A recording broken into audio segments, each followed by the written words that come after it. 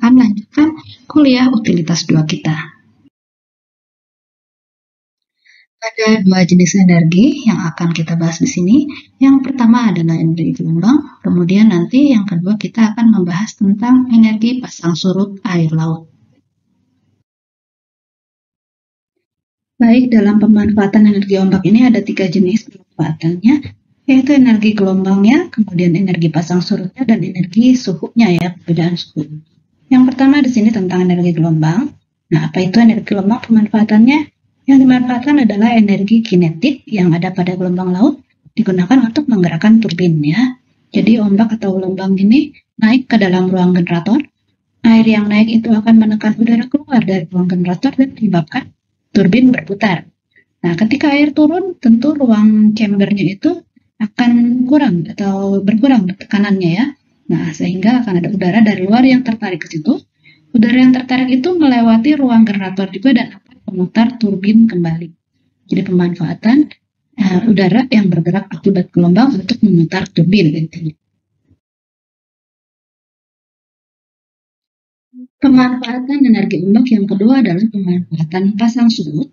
Jadi ketika pasang datang ke pantai, airnya reservoir.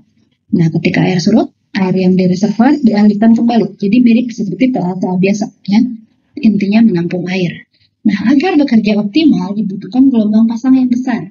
Dengan perbedaan antara gelombang pasang dan gelombang surut itu sekitar 16 kaki atau 5 meter. Nah, karena ada persyaratan optimal ini, hanya ada beberapa tempat yang memiliki kriteria ini. Jadi tidak di semua tempat bisa langsung dipasang teknologi pemanfaatan energi pasang surut. Yang sudah beroperasi contohnya ada di Prancis, itu bisa mencukupi kebutuhan listrik untuk 240.000 rumah tangga. Pemanfaatan energi ombak yang ketiga adalah pemanfaatan perbedaan suhu air lautnya. Mungkin Anda pernah mencoba berenang atau menyelam di laut ya. Anda merasakan bahwa semakin dalam kita menyelam, itu suhu air lautnya akan semakin rendah. Nah, ada pembangkit listrik yang bisa dibangun untuk memanfaatkan perbedaan suhu tersebut. Nah, tapi harus ada minimal. Minimal perbedaan suhunya adalah 380 Fahrenheit antara permukaan dan suhu bawah laut. Teknologi yang bisa memanfaatkan perbedaan suhu air laut itu namanya Ocean Thermal Energy Conversion atau OTEC. OTEC ini sudah ada beberapa proyek percobaannya di Jepang dan Hawaii, tapi masih belum komersial. Jadi kalau sudah komersial, nanti mungkin bisa dimanfaatkan oleh kapal-kapal pencari ikan ya. Ada beda suhu dia untuk suhu untuk refrigerasi ikannya atau kulkas di dalam ikannya itu bisa memanfaatkan energi OTEC ini. Baik, dalam slide-slide berikutnya kita akan membahas mengenai beberapa teknologi pemanfaatan untuk energi gelombang. Jenis teknologi yang pertama ini namanya oscillating water column ya. Jadi pembangkit ini memanfaatkan ketinggian gelombang laut. Tadi sudah disinggung sebelumnya, gelombang yang datang akan masuk ke chamber melalui bagian yang ada di bawah permukaan laut. Nah, ada gerakan osilasi gelombang ini yang menyebabkan beda tekanan udara antara di dalam chamber dan di luar chamber. Nah, di situ terdapat saluran penghubung yang pada sisi ujung luarnya itu terdapat turbin. Beda tekanan udara itu menyebabkan ada aliran atau pergerakan udara sehingga memutar turbin di ujung saluran. Turbin yang berputar tentunya akan membangkitkan listrik dengan bantuan generator. Ini adalah contoh oscillating water column. Jadi tadi gelombang masuk akan menyebabkan sebagian terjebak di chamber ini. Nah, di sini kan ada udara ya. Ada udara karena didorong oleh gelombang, udaranya akan mengalir ke sana. Sehingga menyebabkan perputaran turbin. Ketika gelombangnya kembali, di sini akan tercipta ruang hampa atau kosong, maka udara dari luar akan masuk untuk memutar turbin kembali. Itu cara kerja oscillating water column. Oke, kita lihat videonya dulu sebentar ya tentang teknologi pemanfaatan energi gelombang ini. The water of the oceans of the world is almost always in motion. Hardly ever interrupted, waves break at the coastlines, sometimes strong, sometimes weaker. There is an enormous energy potential that is available round the clock and free of charge. A potential that, if fully exploited, could satisfy 40% of the worldwide demand for power. This equals the output of 700 to 800 nuclear power stations.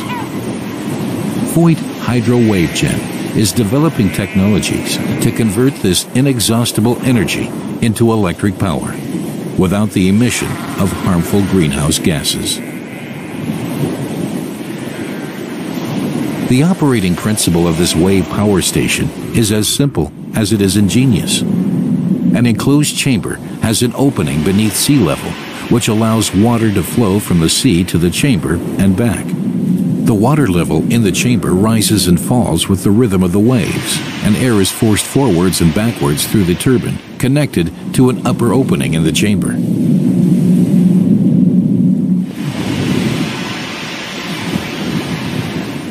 As it is compressed and decompressed, the airflow has sufficient power to drive the Wells turbine. It is a feature of the Wells turbine, named after its inventor, that it is driven in the same direction by both forward and reverse airflow through the turbine. Even relatively low wave motions can generate enough airflow to keep the turbine moving and to generate energy.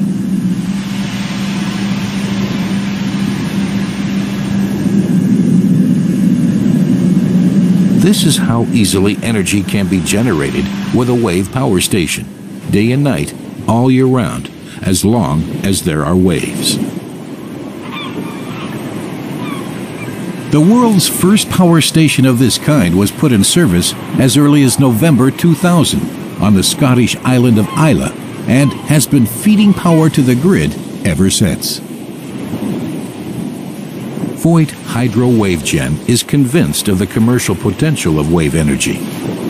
We are certain that our wave power stations can make a significant contribution to supplying the world with climate-friendly energy. Voith, engineered reliability.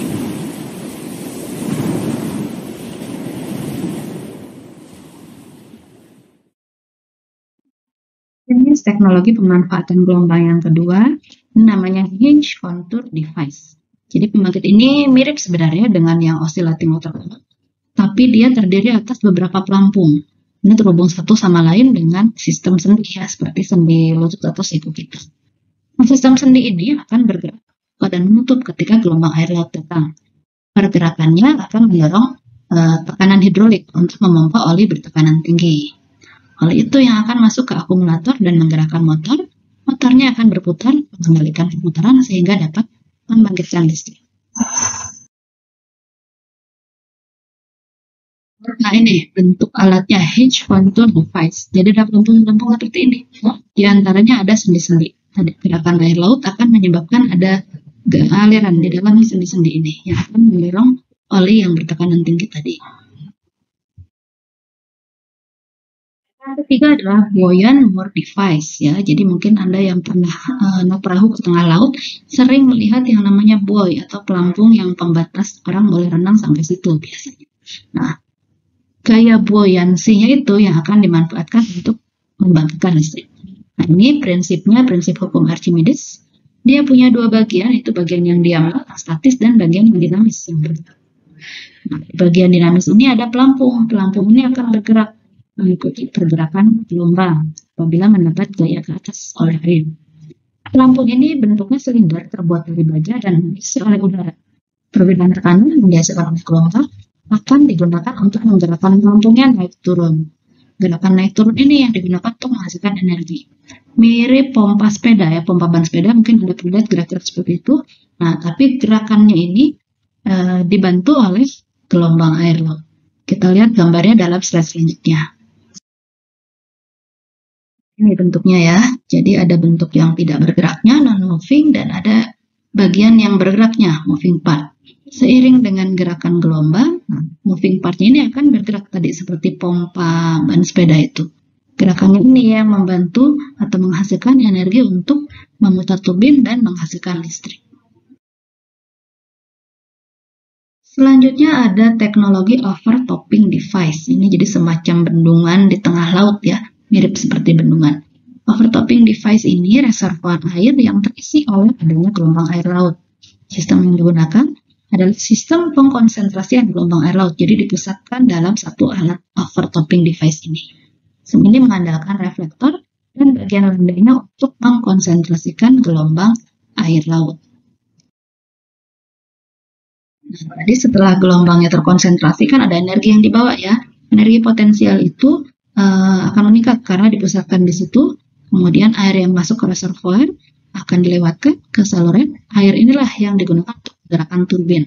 Jadi mirip seperti bendungan tadi ditampung kemudian dialirkan. Gerakannya itu dimanfaatkan untuk memutar turbin. Ini adalah bentuk dari overtopping device yang kita bahas tadi ya. Nah, dia semacam ada bendungan di tengah laut ini. Dia reservoir tadi airnya ketika ada gelombang akan masuk ke dalam reservoir. Di reservoir ini setelah ditampung atau dikonsentrasikan akan dialirkan lewat semacam penstocknya sehingga memutar turbin ketika dia lewat ke sini. Oke, kita lihat video lagi ya tentang teknologi-teknologi pemanfaatan gelombang. This is our beautiful world, which has about 53% population from 154 countries living within 120 miles of a coastline. Ocean wave energy is most reliable renewable energy, which is also constituent around the clock. Through this unique invention called Energy Conversion System for Ocean Waves, we can harvest ocean wave energy and convert it into electricity very cost effectively. This system consists of a floating platform, wave energy capturing units, lever, cable, and an anchor. Let's look at the system in motion from a side view with only 2 wave energy capturing units in action for better understanding. The platform moves around with ocean waves, which results in a pull on the lever arms. The movement of a lever arm is coupled with a WEC unit. Each WEC unit consists of one-way clutch gearbox, one-way locking mechanism, spring for temporary energy storage, and a generator. Every actuation of lever arm is transferred to the gearbox via one-way clutch to spring. With help of a one-way locking mechanism, the energy can be temporarily stored into the spring by twisting it. This stored energy will be used to keep the generator spinning all the time until the next wave actuates the lever again. The energy generated from each WEC unit is then transferred to the junction box, which is on the ocean floor. With multiple floating platforms, we can generate sufficient, clean, reliable energy to supply entire cities near coastal areas. Major key advantage of this design is from everything being above the water, makes it very long-lasting and cost-effective to maintain. We are certain that energy conversion systems for ocean surface waves will make the renewable energy more reliable to harvest.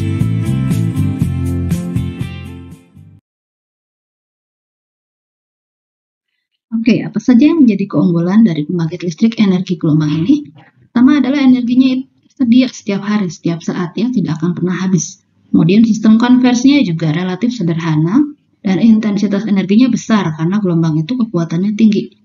Dan dia apabila dibandingkan dengan jenis energi lainnya, dia jauh lebih besar. Ini karena densitas air laut 830 kali lipat densitas udara. Sehingga dengan kapasitas yang sama, turbin arus laut ukurannya bahkan jauh lebih kecil dibandingkan dengan turbin angin. Selanjutnya, keunggulannya adalah tidak perlu perancangan struktur yang kekuatannya berlebihan seperti turbin angin.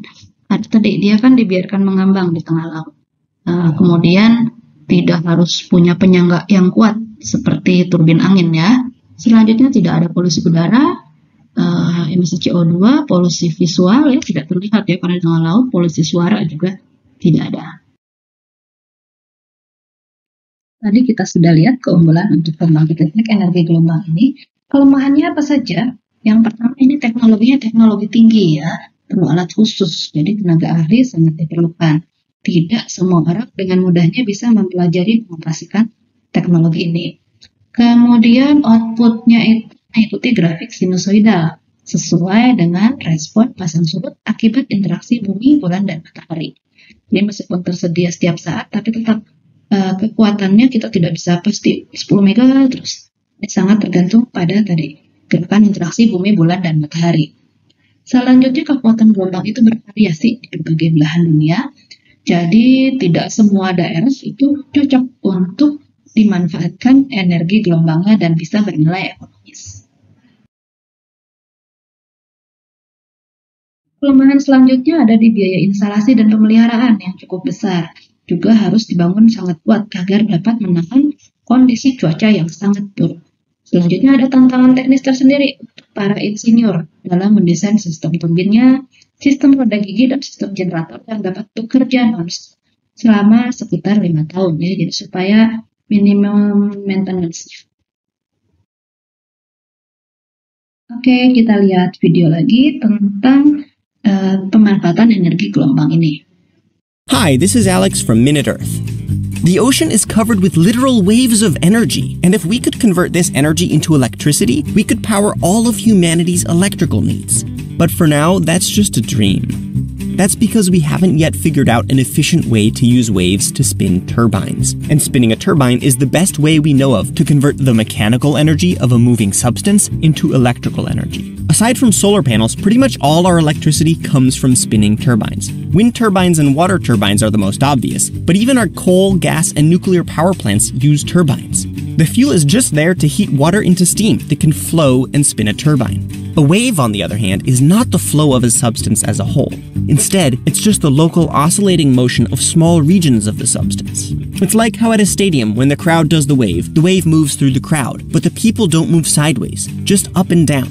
If the entire crowd was, say, walking around the stadium, you could imagine everyone helping twist a single big turbine on the field. But if people were just standing up and sitting down, you'd need a more complicated system to move the turbine.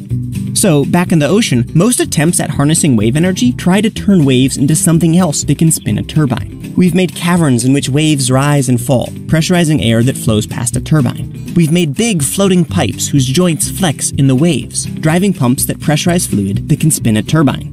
And we've created what are essentially big floating bags that waves pile up into and that water flows out of, spinning a turbine. We've also realized that at the edge of the ocean, when waves break, their water flows quickly enough to spin a turbine, but only for a few seconds at a time. So far, though, we haven't been able to get any of these turbines to spin fast enough or consistently enough to make electricity, at least cheap electricity. Building things in the ocean is expensive, and then whatever you build gets exposed to saltwater, sand, debris, barnacles, and storms, so you have to spend a lot of money repairing it. As a result, there's no commercially successful design for capturing energy from waves. We may yet be able to figure out how to make turbines commercially viable, or we may move past the turbine paradigm. We've come up with some designs that don't rely on turbines, like buoys whose bobbing movement pulls on a generator, but their electricity ends up being just as expensive as from the designs that rely on turbines. Hopefully, a new wave of wave energy will arrive someday soon, but so far, wave energy is barely making a ripple. This video was sponsored by the Okinawa Institute of Science and Technology Graduate University, an international graduate school devoted to the advancement of science, education, and innovation in Japan and throughout the world. OIST offers a fully funded PhD program and research internship opportunities that attract talented young scientists from around the world to work with researchers like Professor Tsumoru Shintake, whose wave energy project is tackling the challenges discussed in this video. So far, innovations in their turbine design have already improved power output, which is essential if wave power is ever going to become a viable energy source. To learn more about OIST, visit admissions.oist.jp.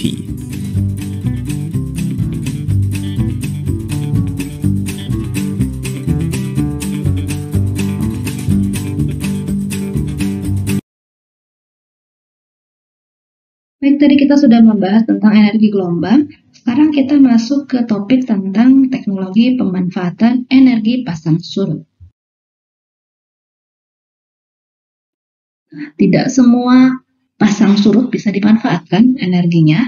Kita harus lihat dari ada parameternya ya, parameter nilai F ini.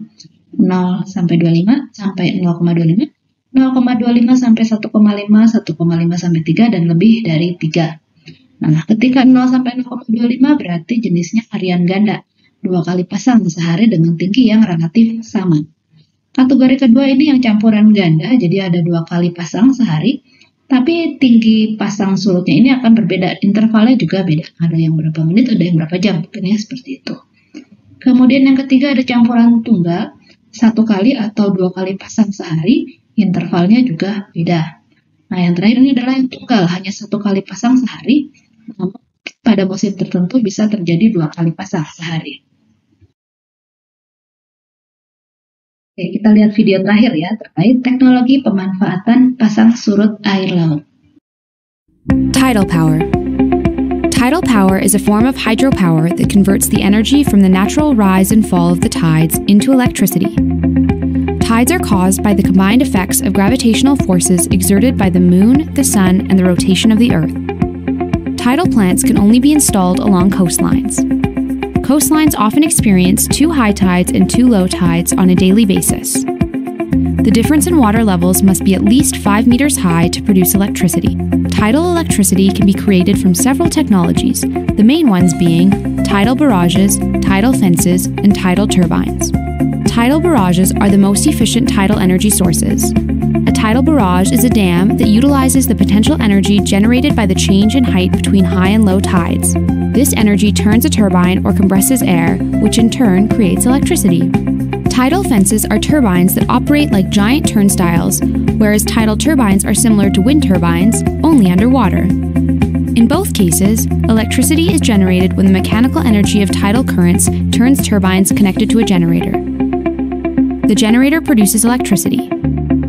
Ocean currents generate relatively more energy than air currents because ocean water is 832 times more dense than air and therefore applies greater force on the turbines. Tidal power is easy to install and renewable, having no direct greenhouse gas emissions and a low environmental impact. Because the ocean's tidal patterns are well understood, tidal energy is a very predictable energy source, making it highly attractive for electrical grid management.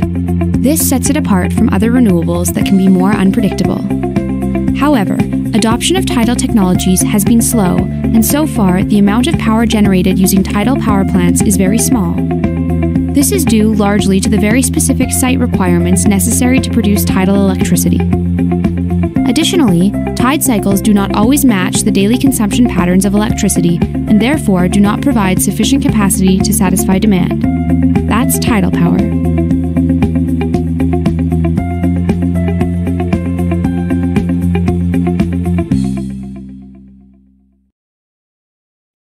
Untuk jenis teknologi pemanfaatan energi pasang surut jadi listrik ini ada 2, jadi tidak sebanyak gelombang tadi. Ada tidal fence dan barrage tidal plants. Kalau tidal fence itu biasanya dibangun antara pulau-pulau kecil atau antara daratan dengan pulau. Nah, putaran terjadi karena arus pasang surut yang menghasilkan energi. Sedangkan yang barrage tidal plants adalah jenis yang paling umum. Jadi dia membuat sejenis bendungan untuk menjebak air.